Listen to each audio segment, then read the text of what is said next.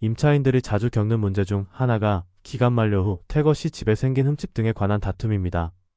보증금을 못 돌려주니, 깎고 돌려주니, 어쩌니 등등 다툼이 자주 일어나지요. 특히 상가임대차에서 문제가 많이 되는데 그 부분은 다음에 다루고 여기서는 주택임대차에서 생기는 다툼에 대해 살펴봅시다. 명백히 목적물을 망가뜨려서 외관을 변경되게 하거나 효용을 해친 경우라면 당사자 간의 다툼 없이 인정할 여지가 있고 협의하여 원만히 해결될 수 있을 것이나 사실상 빈발하는 다툼은 일상적인 통상의 사용으로 인하여 생기는 자연스러운 노후화 또는 통상적인 손모의 정도를 훼손이라고 주장하는 경우이며 이러한 임차 목적물의 원상회복 의무가 임차인에게 있는지가 문제가 되지요. 나이 많은 집주인이 사회 경험 없는 임차인에게 윽박지르는 경우가 왕왕 있는데 혹시 모를 피해에 대비하여 기초적으로 알아두어야 할 내용입니다.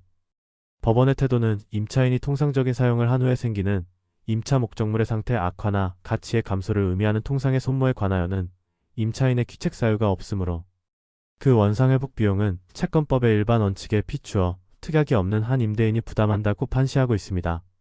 서울중앙지방법원 2005가 10만 279 판결.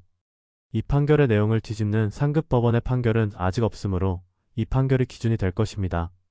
즉, 임대차 계약은 임차인에 의한 임차 목적물의 사용과 그 대가로서 임료의 지급을 내용으로 하는 것이고 임차 목적물의 손모의 발생은 임대차라고 하는 계약의 본질상 당연하게 예정되어 있다 할 것이며 임차인이 사회통념상 통상적으로 사용한 경우에 생기는 임차 목적물의 상태가 나빠지거나 또는 가치 감소를 의미하는 통상적인 손모에 관한 투하자본의 감가는 일반적으로 임대인이 감가상각비나 수선비 등의 필요경비 상당을 임료에 포함시켜 이를 지급받음으로써 회수하고 있다 할 것입니다. 따라서 건물의 임차인에게 건물임대차에서 생기는 통상의 손모에 관해 원상회복 의무를 부담시키는 것은 임차인에게 예상하지 않은 특별한 부담을 지우는 것이 되므로 임차인에게 그와 같은 원상회복 의무를 부담시키기 위해서는 적어도 임차인이 원상회복을 부담하게 되는 손모의 범위가 임대차 계약서의 조항 자체에서 구체적으로 명시되어 있거나 임대차 계약서에서 분명하지 않은 경우에는 임대인이 말로써 임차인에게 설명하여 임차인이 그 취지를 분명하게 인식하고 그것을 합의의 내용으로 하였다고 인정되는 등등 그와 같은 취지의 특약이 명확하게 합의되어 있어야 할 필요가 있다고 해석함이 상당하다고 합니다.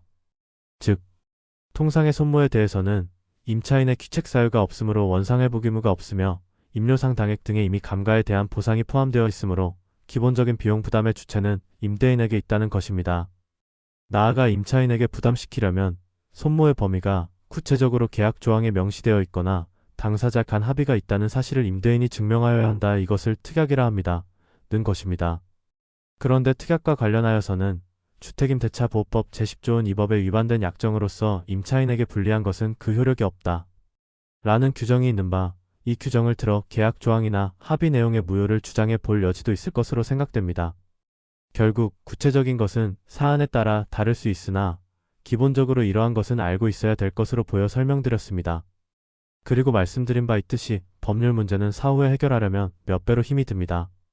대한법률구조공단이나 다른 전문가들과 미리 상의하시길 바랍니다. 법률복지는 의외로 여러분의 가까운 곳에 있습니다. 유익한 영상이 되었으면 좋겠습니다. 감사합니다.